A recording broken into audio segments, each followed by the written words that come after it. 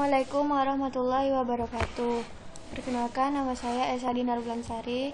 Saya dari kelas C, mata pelajaran pemrograman terstruktur. Di sini pada materi keempat, saya akan menjelaskan tentang operator pemrograman. Yang pertama, ada operator aritmatika. Berikut ini adalah dasar operator aritmatika yang untuk membuat suatu program Java. Bisa dilihat di sini, operator aritmatika ini dibagi menjadi 5, yaitu ada tambah, kali, terus di sini bagi, persen, sama pengurangan. Di sini ditambah operasi 1 ditambah operasi 2. Seterusnya yang perkalian juga sama seperti ini. Yang pertambahan ini keterangannya untuk menambahkan operasi 1 dan operasi 2. Begitu juga seterusnya ke bawah. Yang kedua, ada operator increment dan decrement. Dari sisi operator dasar aritmatika, Java juga terdiri atas operator unary increment atau plus-plus dan operator unary decrement atau min-min. Ini keterangannya di sini. Operator plus-plus menambahkan nilai 1 pada operator dan untuk mengevaluasi nilai operator sebelum dikrementasi atau ditambahkan. Terus kalau di sini plus-plusnya di depannya operator. Jadi menambahkan nilai 1 pada operator, mengevaluasi nilai operator setelah. Kalau yang ini kan sebelumnya, kalau yang ini itu setelah diinkrementasi atau ditambahkan. Terus yang min-min ini penggunaannya mengurangkan nilai 1 pada operator, terus mengevaluasi nilai operator sebelum didekrementasi atau dikurangkan. Ini min-min operator mengurangkan nilai 1 pada operator, mengevaluasi nilai operator setelah didekrementasi atau dikurangkan. Selanjutnya yang ketiga, ada operator relasi. Operator relasi membandingkan dua nilai dan menentukan keterhubungan di antara nilai-nilai tersebut. Hasil keluarannya berupa nilai boolean, yaitu true atau false. Jadi nilai boolean ini menentukan nilai benar atau salahnya. Di sini lebih dari operator 1, lebih dari operator 2, atau lebih besar bisa ya. Terus ini lebih besar sama dengan. Ini keterangannya. Dan selanjutnya ke bawah sama saja. Yang keempat, ada operator logika. Operator logika ini memiliki satu atau lebih operator n boolean dan menghasilkan nilai boolean. Terdapat 6 operator logika, yaitu nn atau logika n dan boolean logika n. Terus yang tanda seperti ini nih untuk OR. Ini logika N, yang 2, yang 1 ini boolean logika N. Boolean. Kalau ini kan bukan boolean. Terus yang 2 ini logika OR, yang 1 ini boolean logika inclusive OR.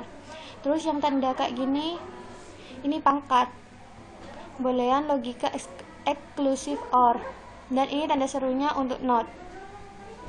Pernyataan dasar untuk operasi logika adalah di mana X1, X2 dapat menjadikan pernyataan boolean.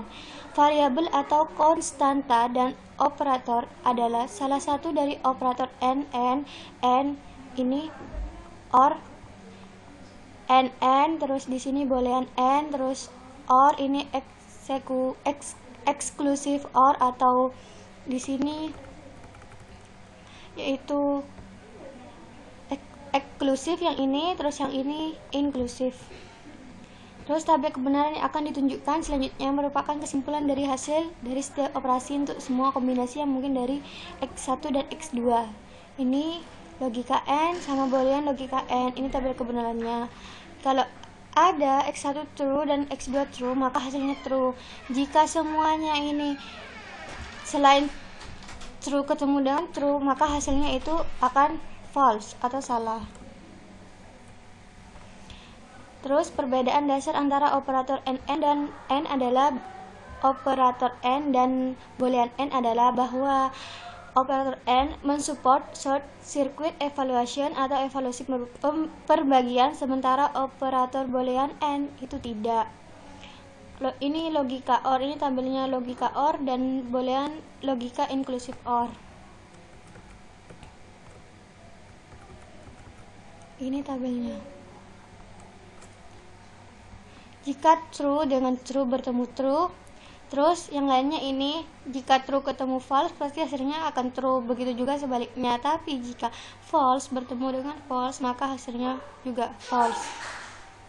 Terus perbedaan dasar antara ini operator ini OR dan operator inclusive OR adalah bahwa operator OR mendukung short circuit evaluation atau proses evaluasi sebagian, sementara inclusive OR tidak. Terus ini exclusive OR. Berikut tabel kebenarannya. Ini true hasilnya false, terus true false hasilnya true, false true hasilnya true, false hasilnya false. Ini yang sama nanti hasilnya itu salah. Jika berbanding arah, maksudnya true dengan false, hasilnya akan benar. Hasil operasi operator exclusive OR adalah true jika dan hanya jika satu operator AND bernilai true dan yang lain bernilai false. Catatan, jika kedua operator AND harus selalu dievaluasi untuk menjumlahkan hasil dari suatu exclusive OR. Ini tabelnya logika NOT. Logika NOT ini digunakan dalam satu argumen, di mana argumen tersebut dapat menjadi suatu pernyataan, variabel, atau konstanta. Berikut hasil dari tabel untuk operator NOT. NOT ini hanya satu. Jika nilainya true, maka hasilnya false. Begitu juga sebaliknya. Yang kelima, yaitu ada operator kondisi. Operator kondisi ini adalah operator ternary, berarti bahwa operator ini membawa 3 argumen yang membentuk suatu ekspresi bersyarat. Struktur pernyataannya menggunakan operator kondisi adalah contoh 1, yaitu diketahui contoh 1, contoh 2 dibanding dengan contoh 3. Jadi di mana operator ini yaitu membandingkan, di mana nilai 1 adalah suatu pernyataan boolean yang memiliki hasil yang salah satunya harus berupa nilai true atau false, yaitu atau nilai benar atau salah. Jika contoh 1 bernilai benar dan contoh 2 merupakan hasil operasi, jika bernilai salah, kemudian contoh 3 merupakan hasil operasinya. Baik, kita langsung pada latihan soal. Di sini ada presensi 10%, tugas 1 15%, tugas 2 15%, tugas 3 30%, UTS 15%, UAS 15%. Dari nilai yang sudah didapatkan, hitung berdasarkan presentase tersebut. Kemudian ditotal. Setelah itu, tentukan nilai akhir berupa nilai A, B, C, D, E, dan T berdasarkan range nilai yang telah ditentukan oleh ilmu jumlah. Di sini A ini memiliki bobot 4, jadi lulus. Batas bawahnya 80 dan batas atas 100. Jadi jika sudah di bawah 80 maka tidak akan mendapatkan nilai A, begitu juga seterusnya.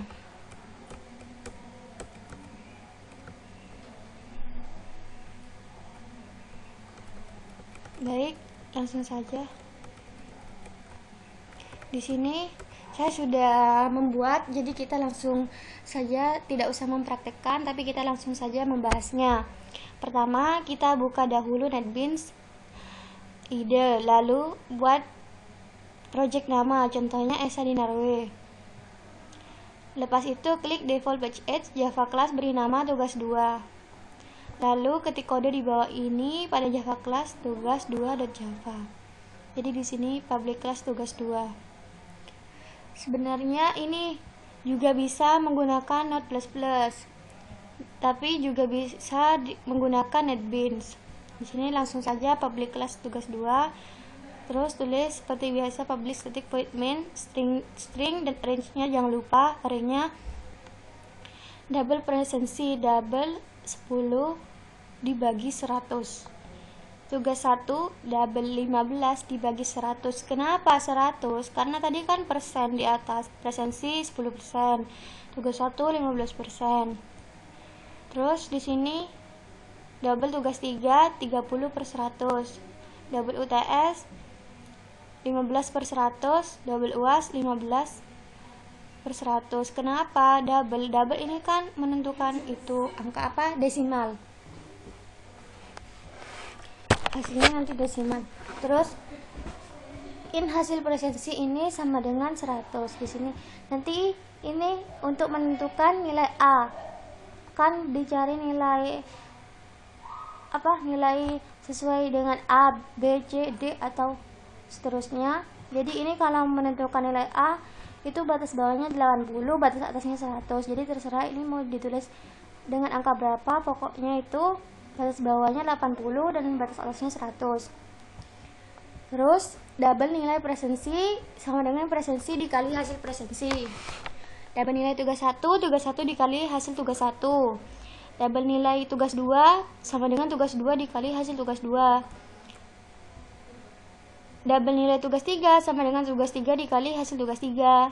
Double nilai UTS sama dengan UTS dikali hasil UTS. Double nilai UAS sama dengan UAS dikali hasil UAS. Dan double jumlah nilai sama dengan nilai presensi ditambah nilai tugas 1, tugas 2, tugas 3, UTS, dan UAS. Terus kita kan menentukan nanti grade-nya kan. Nanti biar terbaca di sini kita tulis string grade-nya dulu. Jumlah nilai kurang dari sama dengan 100 dan jumlah nilai lebih dari sama dengan 80 ini menyatakan A. Selanjutnya kurang dari sama dengan 79,99 dan lebih dari sama dengan 69 akan mendapatkan nilai B. Kurang dari sama dengan 68,99, terus lebih dari sama dengan 56 mendapatkan nilai C. Kurang dari sama dengan 55,99 dan lebih dari sama dengan 46 akan mendapatkan nilai D. Kurang dari sama dengan 45,99 dan lebih dari sama dengan 0,50 akan mendapatkan nilai E. Kurang dari sama dengan 0,49 dan lebih dari sama dengan 0 akan mendapatkan nilai T. Terus di sini kita tulis di sini untuk mencetak input salah di sini. Selanjutnya di sini stringnya IPK. Kan tadi IPK-nya kan itu ada 4, 3, 2, 1. Bobotnya untuk nilai A itu di sini 4, terus nilai B itu 3, nilai C 2, D 1, E 0, dan T juga 0. Begini caranya jumlah nilai kurang dari sama dengan 100. Ini lebih dari sama dengan 80. Terus string lulus di sini. Kan jika dapat A itu lulus, B itu lulus, C itu kan lulus juga di sini. Nah, terus dapat nilai DET itu tidak lulus. Sini sama seperti ini. Ini. Terus ininya saja diganti. Kan string lulus atau tidak lulusnya di sini IPK jadi ini. Kalau string lulus ini di sini. Terus kita cetak di sini system.out.println. Jumlah nilai mahasiswa pemrograman terstruktur. Nama Esa Dinar Bulansari, grade di sini. Oke, baik. Terus kita lihat di sini hasilnya. Ini screenshot output grade A. Di sini kita sudah run ya. Kita caranya nge-run tadi langsung ke shift F6. Terus keluar di sini jumlah nilai mahasiswa pemrograman terstruktur, nama Esa Dinar Bulansari, grade-nya di sini A. Terus IPK-nya 4. Kelulusannya lulus. Karena tadi kan di sini di atas yang ada 100. Di sini ini nanti tinggal ganti aja untuk menentukan nilai B, C, D, E sama T-nya.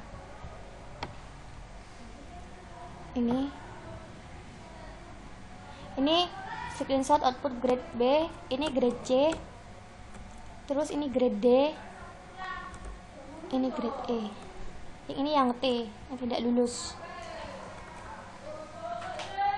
Jadi kesimpulannya yaitu dari tugas di atas yang sudah kita bahas bersama-sama dapat disimpulkan kita itu bisa mengetahui fungsi beberapa operator pemrograman, diantaranya aritmatika untuk operasi penjumlahan, pengurangan, perkalian, dan pembagian, operasi relasi untuk membandingkan nilai mahasiswa berdasarkan nilai batas atas dan nilai atas bawah, dan operasi logika untuk menentukan perbandingan, operasi kondisi untuk menentukan grade IPK.